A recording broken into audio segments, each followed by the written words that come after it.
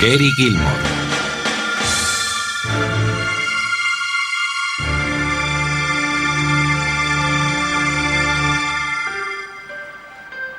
El 4 de diciembre de 1940, Frank y Bessie Gilmore, junto con su hijo de 1 año, Frank Jr., viajaban sin rumbo por Texas. Bessie, que estaba embarazada de 9 meses, se puso de parto. Y Frank se detuvo en un pequeño pueblo petrolífero donde Bessie dio a luz a su segundo hijo, Faye Robert Kaufman. Kaufman era uno de los muchos apodos que utilizaba Frank Gilmore para que no pudieran seguir su rastro. También era conocido como el 100%, porque vendía anuncios de revistas inexistentes y se quedaba con el 100% de los beneficios. A Bessie no le gustó que Frank hubiera puesto a su hijo el nombre de Faye, así que 2 semanas después, cuando reanudaban su viaje sin rumbo, Bessie le cambió el nombre por el de Gary Mark Gilmore. Los 8 años siguientes fueron muy duros para la familia Gilmore. Se trasladaron de pueblo en pueblo, y Bessie tuvo a su tercer hijo, Galen. Frank era agresivo, bebía demasiado y con frecuencia acababa en prisión.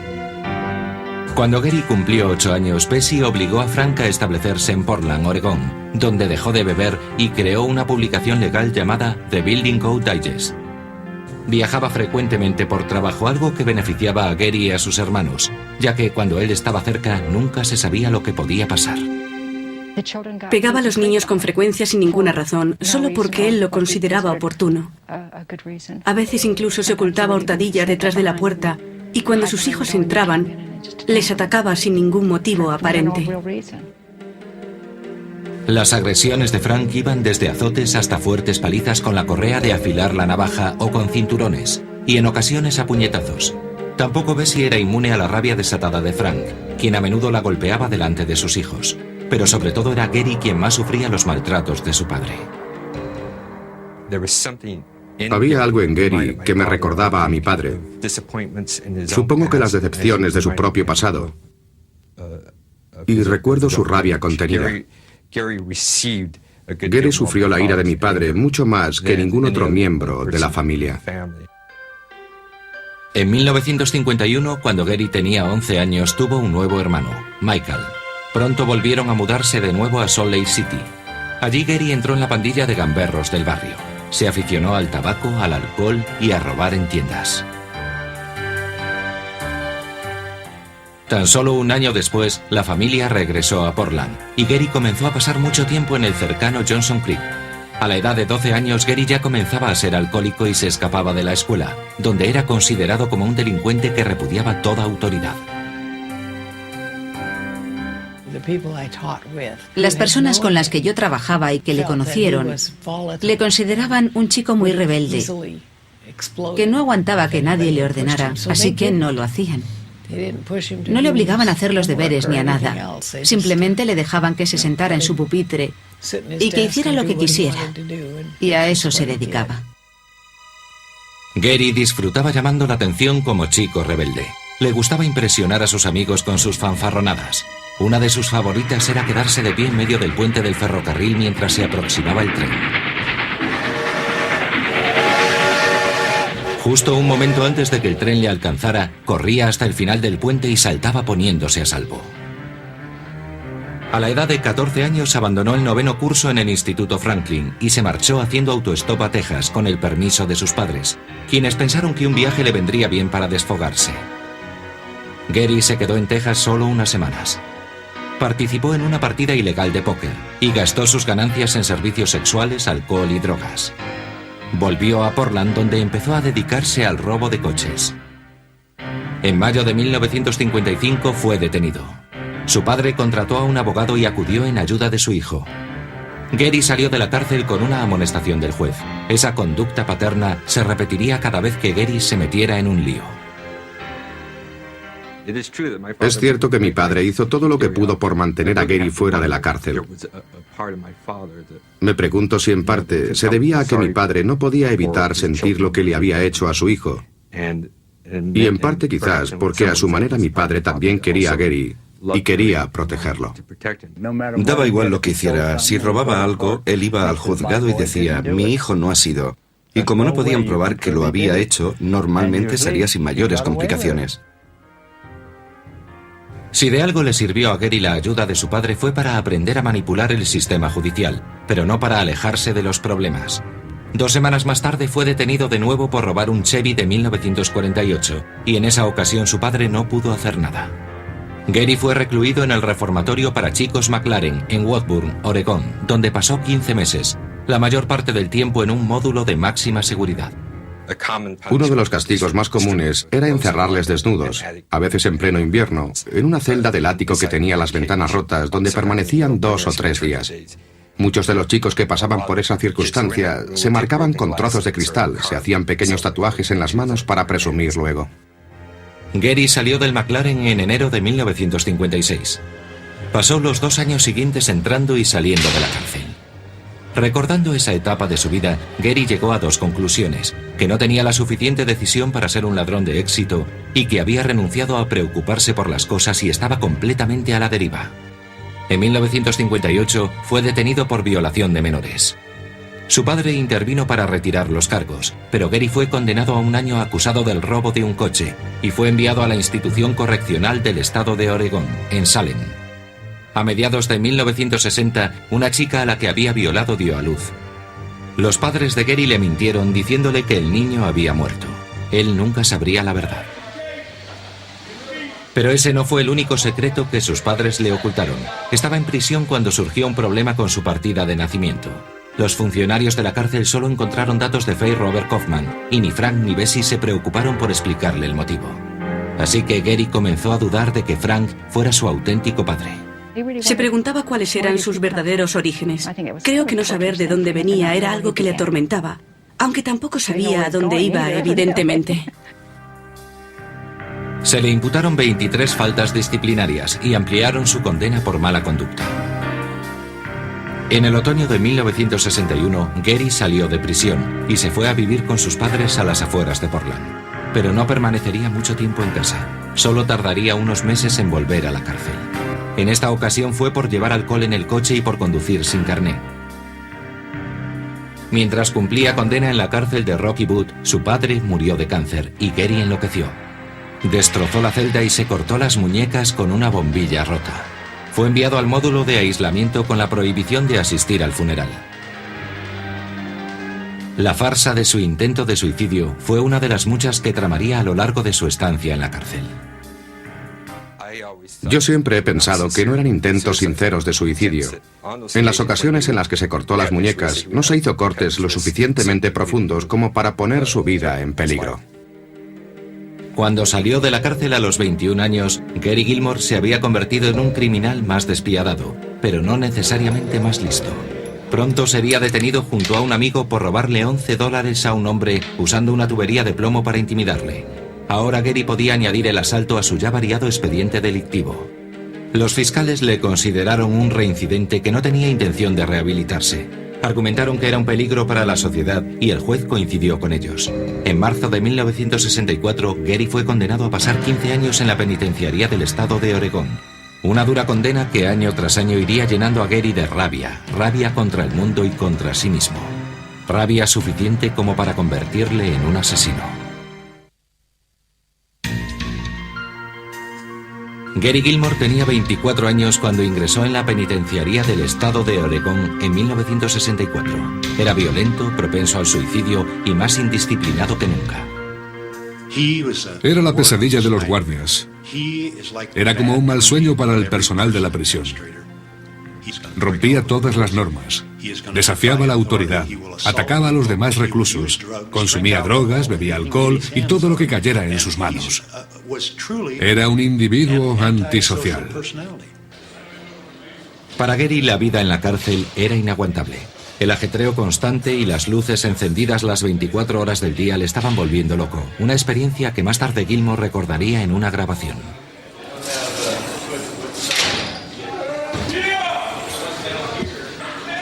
It's noisy. You're subjected to all kind of shit you don't want to hear and be a part of, and ringing bells, hollering, get up, or we'll come in and take your bedding and all that shit. Él decía que era como caminar sobre un cable por encima del infierno, mirando hacia abajo y manteniendo el equilibrio lo mejor posible. En una ocasión, en una de sus cartas, me dijo que la única emoción que te puedes permitir cuando estás en la cárcel es la rabia. La rabia de Gary se evidenciaba en sus constantes quejas, la mayoría de las veces por desatención médica. Poco después de su llegada a la cárcel extrajeron los dientes que estaban en mal estado, pero la dentadura que le fabricaron parecía no encajar nunca en su boca. Se convirtió en una cruzada personal, incluso asaltaba a los dentistas. Llevó aquello a un extremo que yo no había visto nunca. Era su causa y giraba todo en torno a ella. Fue algo que se prolongó durante meses, meses y más meses. Las dentaduras no le encajaban, no le quedaban bien. Las rompía o las tiraba al retrete. Intentó de todo, incluso huelgas de hambre, y creo que se autolesionó más de una vez. Encerraron a Gary en una de las celdas de aislamiento, el módulo de segregación disciplinaria. Pasaría 23 horas al día solo, en una celda, con 1 hora para hacer ejercicio y darse una ducha. Gary visitó frecuentemente aquella celda. Tras sus continuas estancias en el módulo de aislamiento surgiría un Gary Gilmore distinto. Comenzó a escribir poesía, a dibujar y a aprender por sí mismo humanidades, arte y literatura. Su coeficiente intelectual era de 130. Creo que en la celda de aislamiento encontró una especie de alivio. Supongo que el aislamiento le supuso realmente un cierto descanso. Le hizo olvidarse de su apetencia por ser el preso más duro. Se alejó de esos deseos y de esos horrores. Pero ni el confinamiento en la celda de aislamiento pudo silenciar a Gary Gilmore. Continuó con su lucha por nuevas dentaduras, llegando incluso a convencer a un grupo de internos para acordar un pacto suicida en señal de protesta. Todos se cortaron las venas al mismo tiempo. Algunos estuvieron al borde de la muerte, Gary solo se arañó. La prisión ya le había hecho sufrir bastante a Gary Gilmore. En 1970 fue ingresado en la unidad de psiquiatría. Se tomó la decisión de administrarle un medicamento sedante llamado Prolixin, una droga que con frecuencia tiene unos efectos secundarios desproporcionados. Nos encontramos con una persona tambaleante, balbuciente, aturdida, babeante. Fue una pesadilla. Desde el punto de vista de Bessie, creo que fue algo más que una pesadilla. Me dijo que estaba paralizado, que ni siquiera podía bajarse la cremallera del pantalón para orinar. Era incapaz de moverse. Por insistencia de su madre, finalmente le retiraron a Gary el tratamiento con Prolixin. Pero aunque había anulado una causa de sufrimiento, pronto aparecería otra en su lugar. En 1971, Galen, el hermano pequeño de Gary, murió durante una intervención quirúrgica a la edad de 27 años. Pero por una vez, en lugar de reaccionar violentamente, Gary se refugió en su faceta artística, trabajando en el taller de arte de la prisión y llegando incluso a ganar varios concursos.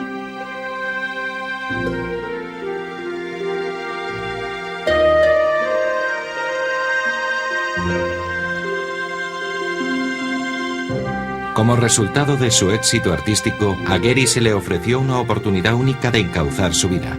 Se le permitió salir de la cárcel para asistir a una escuela de arte en un centro universitario. Pero como había hecho otras veces, Gary desaprovechó la oportunidad. Atracó una estación de servicio a punta de pistola. Fue detenido inmediatamente y trasladado a la cárcel del condado de Multnomah. Un par de días después, en otro intento fallido de suicidio, se hirió un brazo y se punzó el estómago. En febrero de 1973, Gary fue condenado a 9 años más y volvió a la penitenciaría del estado de Oregón, en donde paulatinamente se fue volviendo más violento con los guardias de la prisión. La dirección decidió volver a administrarle Prolixin, la droga que le había convertido en un auténtico zombi 3 años antes. Solicitó un castigo alternativo y lo consiguió. Gary fue trasladado a Marion, Illinois, una prisión federal de máxima seguridad, la mejor equipada para controlar internos conflictivos. Pero no estaría allí mucho tiempo. Comenzó a escribir de forma regular a su prima Brenda, de Provo, Utah, expresando el dolor por todo el tiempo de libertad que había perdido. Año y medio después se acordó concederle la libertad condicional bajo la responsabilidad de su prima. En abril de 1976, Gary viajó en avión a Salt Lake City. Brenda le recogió en el aeropuerto. Llevaba todo lo que poseía en una pequeña bolsa de deportes. Me pareció algo muy triste y me producía una enorme pena que después de tantos años quepa toda su vida en una bolsa más pequeña que la de la compra. Pero Gary había perdido algo más que posesiones materiales. Después de pasar casi la mitad de su vida tras los barrotes de la cárcel, carecía de la capacidad necesaria para adaptarse a la vida en el exterior. Era impaciente y se deprimía con facilidad. Pero su tío Bernd intentó ayudarle y le dio un trabajo en su taller de reparación de zapatos, aunque Gary se despistaba fácilmente. Cada vez que entraba una chica en la tienda le silbaba y le decía piropos. Yo tenía que hablar con él todos los días. No hagas eso. Y él me decía, ¿la has visto? Sí, la he visto, pero no sigas, no acoses, no silbes. No le gustaba nada que le reprimieran. No tardó mucho en conocer a una chica que le resultó irresistible, Nicole Barrett, una joven de 19 años y con 2 hijos que se había casado y divorciado 3 veces. La atracción fue mutua, inmediata e irresistible. En una semana Gary se había mudado a la casa de Nicole en Spanish Fork, un pequeño pueblo cerca de Provo. Gary se sentía como un adolescente disfrutando de su primer amor. Al principio nos divertíamos mucho. Y hasta las cosas más pequeñas tenían significado. Era como una persona que acababa de nacer. Todo le parecía nuevo. Todo era una nueva experiencia. Era divertido. Gary y Nicole bebían mucho y fumaban marihuana. A Brenda, la prima de Gary, le preocupaba que Nicole, que tenía la mitad de la edad que Gary, fuera una mala influencia para él. Pensaba que el amor ciego de Gary solo podría traerle problemas. Era casi como un viejo marinero que lleva demasiado tiempo en el mar y oye la llamada tentadora de las sirenas en medio del océano.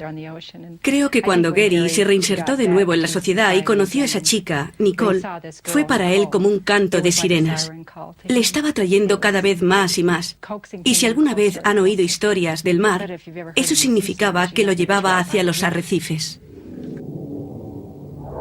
De hecho, la colisión fue inminente. La combinación de un medicamento para las jaquecas y el alcohol produjeron en Gary violentos cambios de humor y disfunción sexual. La bebida era lo que más le afectaba. Había cambiado. Era como alguien que no podía asumir la libertad. Se comportaba más como un preso evadido que como alguien en libertad condicional. Se sentía como si tuviera que vivirlo todo y quería hacer todo lo que se le ocurría. Eso incluía el robo de tiendas. Gary robaba cerveza, cigarrillos y cualquier cosa que llamara su atención, incluso armas. A finales de junio llevó a la casa de Nicole una bolsa con pistolas robadas. Me dio un miedo terrible. Intuí que aquello era el principio del fin. Estaba sobrepasando los límites y eso le llevaría al desastre. Pensé que ya no tenía solución, que iba a cometer alguna locura. Nicole hizo posiblemente lo más inteligente, la cosa más razonable que podía hacer, dejar a Gary. Gary Gilmore, con 35 años, estaba destrozado, y toda la rabia acumulada durante su larga estancia en la cárcel se hizo notar. Una semana después, la ciega pasión de Gary por Nicole se convertiría en una furia desatada. El resultado sería mortal.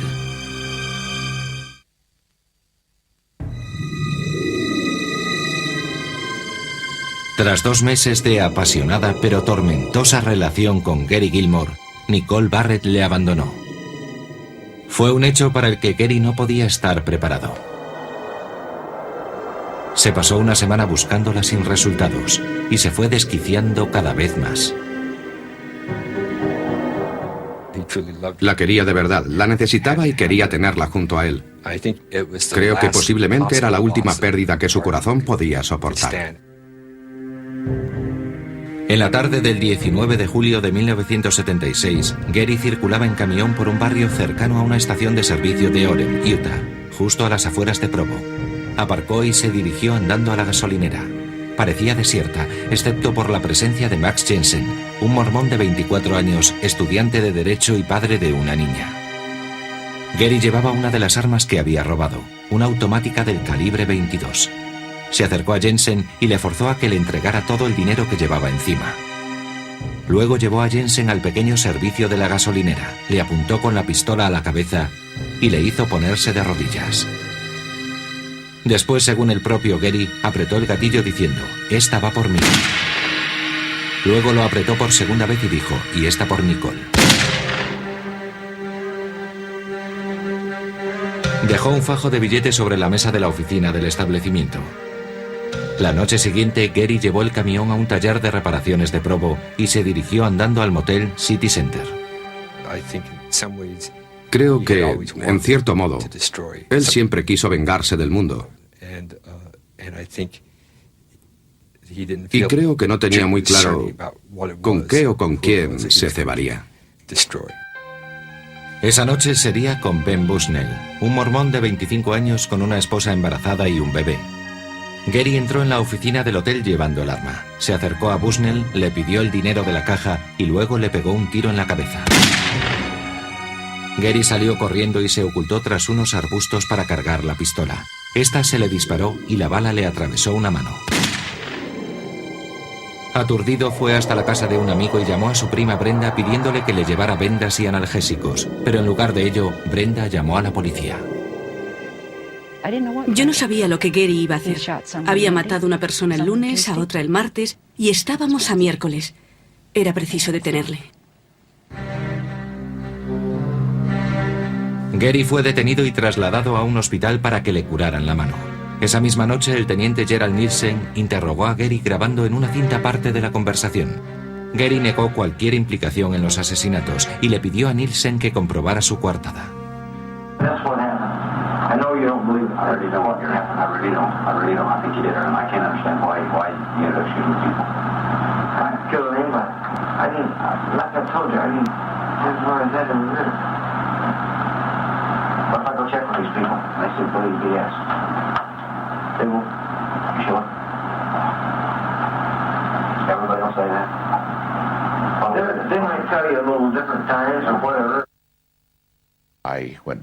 Volví para hablar con él y le dije, tu coartada está llena de lagunas.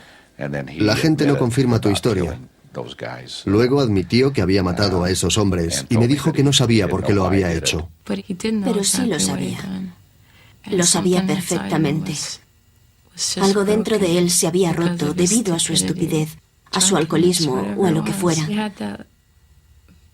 Parecía un perro que ha sido apaleado y que regresa porque quiere que le vuelvan a golpear.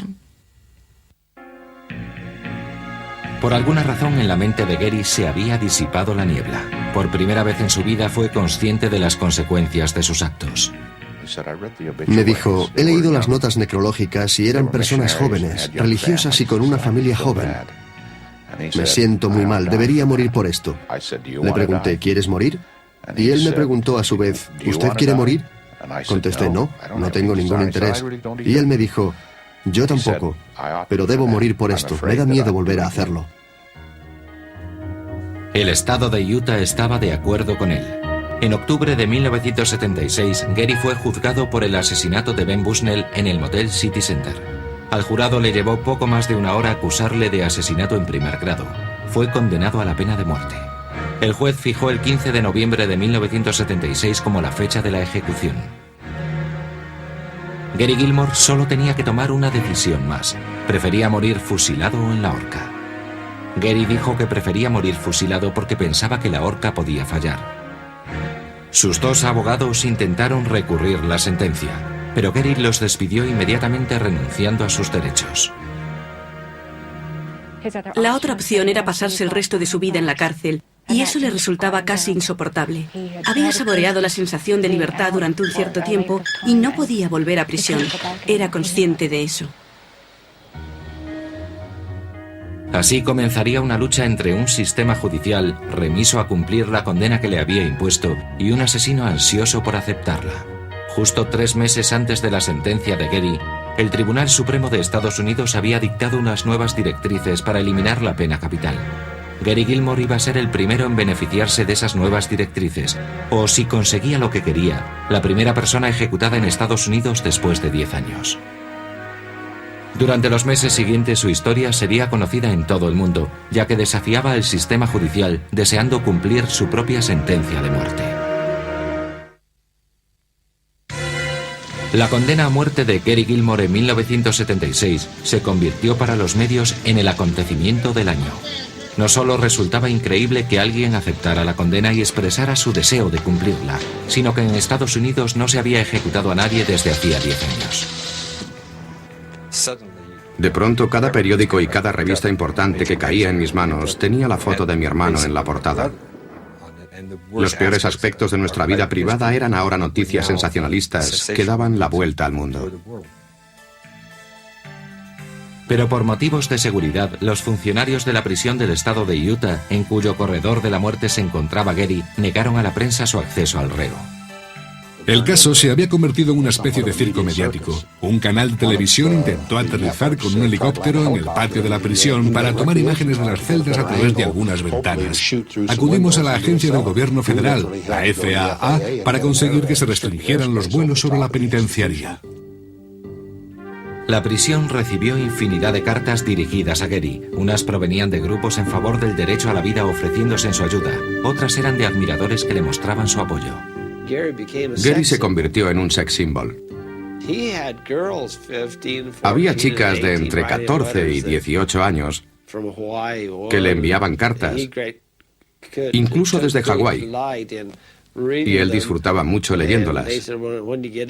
Ellas le hacían todo tipo de proposiciones. Eran muy atrevidas. I've probably got 7,000 or 8,000 letters all over the world. 2 girls from Honolulu wrote to me, they're 14. I'm flattered by all this shit. But if they knew me, they wouldn't love me. They're in love with a motherfucker that's got his name in the paper every day. Nicole también contribuía con sus cartas. Ella y Gary se intercambiaban 3 al día. Sus cartas expresaban mucho cariño. Me mandaba muestras de afecto, ponía te quiero ocupando una hoja entera y hacía pequeños dibujos. Por supuesto, también había muchas referencias al sexo, lo que le gustaría hacer, lo que echaba de menos, bueno, las típicas cosas de hombres. El 15 de noviembre, fecha prevista para la ejecución de Gary, pasó, y él siguió con vida después de que el gobernador pidió a la Comisión de Indultos de Utah la revisión del caso. Gary, sin embargo, estaba preparado para morir. Estaba listo, pero no iba a hacerlo solo. Era natural pensar que si moríamos los dos, entonces ni la distancia, ni los muros de la prisión, ni nada podría separarnos. Él no tuvo siquiera que preguntármelo. No sé por qué. En aquella época de mi vida, yo estaba muy enamorada de él. Me pregunto si alguna vez 2 personas se han necesitado tanto la una a la otra como nosotros. Esa tarde, Nicole fue a la cárcel a visitar a Gary. Llevaba 35 pastillas para dormir en un preservativo que se había introducido en la vagina. En su casa había otras 35 pastillas para ella. Ella y Gary habían acordado tomárselas al mismo tiempo.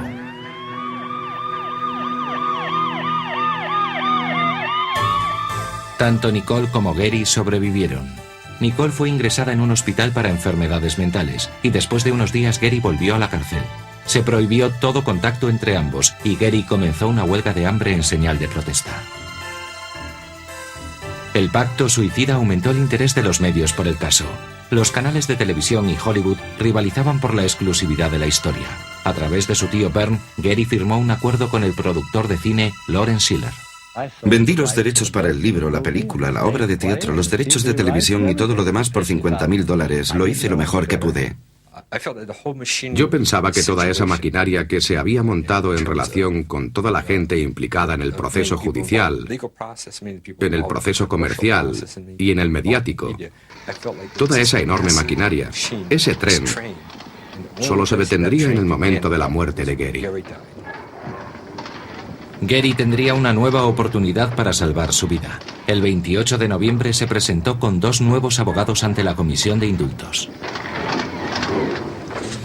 I simply accepted a sentence that was given to me. I've accepted sentences all my life. I didn't know I had a choice in the matter. When I did accept it, everybody jumped up and wanted to start to argue with me. It seems that the people, especially the people of Utah, they want the death penalty, but they don't want executions. And when it became a reality that they might have to carry one out, well, I started backing off on it. Well, I took them literal and serious when they sentenced me to death. I thought you were supposed to take them serious. I didn't know it was a joke. I would like them all, including that group of reverends and rabbis from Salt Lake City, to just butt out. I don't think they, this is my life and it's my death. It's been sanctioned by the courts that I die, and I accept that. As far as seeking anything from you, I don't. I'd like to reiterate that I probably don't deserve it either. Gary consiguió su deseo. La comisión decidió fijar una nueva fecha para la ejecución, pero aún quedaban más obstáculos. Bessie, la madre de Gary, y un gran número de asociaciones contrarias a la pena capital recurrieron para un aplazamiento de la ejecución. Él no quería un aplazamiento. Dijo que no quería quedarse allí 5 años esperando a que un juez con cerebro de mosquito tomara una decisión, según sus propias palabras. El 3 de diciembre, el Tribunal Supremo de Estados Unidos concedió el aplazamiento. A través de los periódicos, Gary envió una carta abierta a su madre pidiéndole amablemente que abandonara. La acción legal de Bessie duró poco, fue desestimada tan solo 10 días después. Al día siguiente, Gary se presentó de nuevo ante el juez y fue fijada una nueva fecha para la ejecución. Sería el 17 de enero. Pero 4 semanas de espera eran demasiado para Gary Gilmore. Había estado almacenando pastillas en su celda y aquella noche intentó quitarse la vida, pero fracasó de nuevo.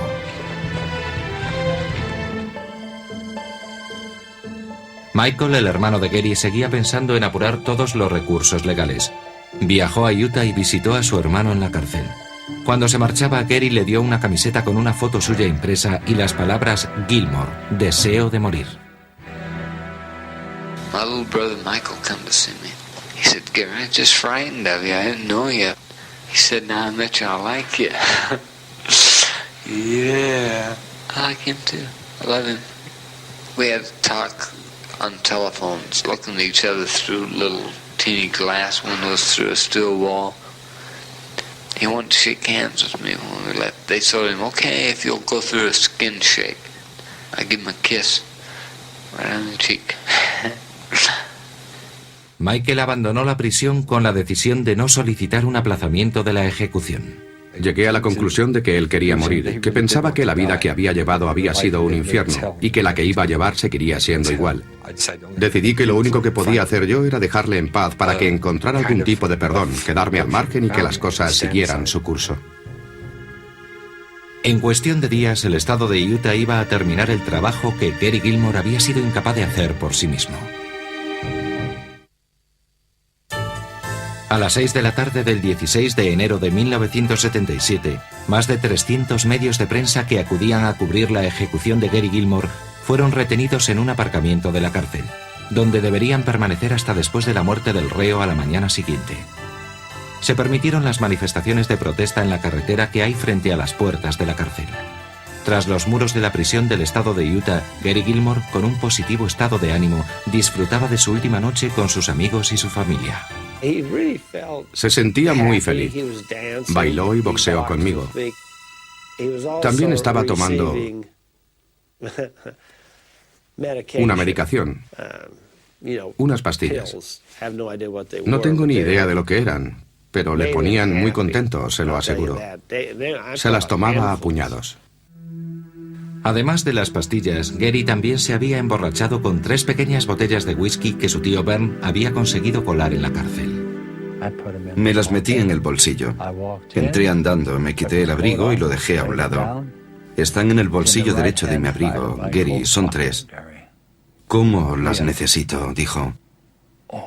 Así que fue, cogió las 3 botellas y desaparecieron casi inmediatamente. El abogado de Gary, Ron Stanger, consiguió que Gary contactara telefónicamente con su cantante favorito, Johnny Cash. Johnny le cantó una canción. Y Gary, que en ese momento estaba eufórico, intentó cantar también, pero no podía conseguir el tono. Don't be angry with me, darling, if I fail to understand all your little whims and wishes all the time. La fiesta empezó a decaer y mientras la gente se quedaba dormida, Gary hizo una grabación de audio para Nicole. Oh, baby, I love you. You're part of me. Man, I can't can't be anything without Nicole. If I didn't have you, wow, I'd go wild. Oh, baby, I want to be free of this planet. I just want you too. Esa misma noche, la Unión Americana para las Libertades Civiles consiguió en el último momento un aplazamiento de la ejecución. Unas horas más tarde, el Tribunal de Apelación del 10º Circuito convocó una sesión de urgencia en Denver, Colorado. Desestimar este aplazamiento permite que la ejecución siga adelante. Luego, por la mañana temprano, tendremos que sacar al juez de la cama para que pueda dictaminar una nueva sentencia. Así que fue una tarde frenética debido al caso Gilmore, porque incluso durante las últimas 12 o 14 horas volvimos a entrar y salir en 2 ocasiones. Here I am again. They're going to close the door. Man, they just come and told me that they still may execute me. Nicole, I want to be executed. I want to be dead. I want to be out of this fucking shit. It's been a bum life. A las 7:30 de la mañana se inicia la ejecución. Los guardias de la prisión escoltan a Gary. Le acompañan Byrne, Lawrence Schiller, los abogados de Gary y 2 predicadores. Se dirigen a una fábrica de conservas abandonada que se encuentra en la parte trasera de la prisión. Gary fue atado a una silla con unas correas de nylon. Se sentó de cara a una pared de color gris que estaba a 7 metros de distancia. Había 5 pequeños orificios para los rifles. Sobre el corazón de Gary fue colocado un papel con una diana. Incluso en los últimos momentos de su vida, Gary Gilmore demostró no tener miedo a la muerte. Atado a la silla de ejecución, Gary, bromeando, le pidió a su tío que echaran un pulso. Me dijo, déjame retarte una vez más. Yo le contesté, Gary, no puedo levantarte de esa silla. Y él me preguntó, ¿lo harías? Él siguió bromeando hasta el último momento. Yo fui el último que le vio.